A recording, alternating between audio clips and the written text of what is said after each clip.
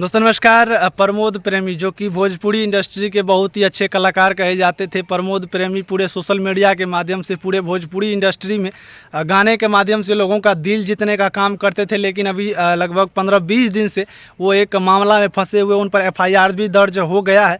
प्रियंका रह जो कि मतलब दावा कर रही है कि हम उसकी गर्लफ्रेंड है। मेरे साथ जो है 4-5 साल वो रिलेशनशिप में मतलब रहे हैं अपने पत्नी को छोड़कर, जबकि प्रमोद प्रेमी का शादी हो गया है, उनको बेटा सब भी है शायद।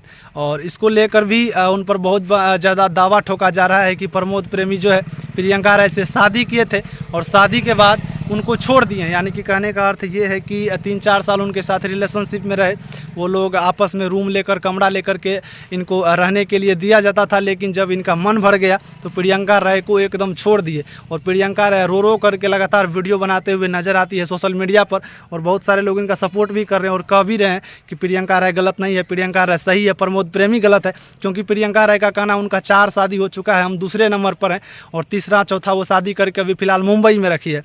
बाकी आप लोगों को क्या लगता है, प्रमोद प्रेमी ऐसा काम कर सकते हैं नहीं? कमेंट करके ज़रूर बताइएगा। और अगर आप लोग हमारे चैनल पर नए हैं तो इस चैनल को सब्सक्राइब कीजिए। चलिए मिलते हैं दूसरे अपडेट में, तब तक के लिए धन्यवाद और बाय बाय।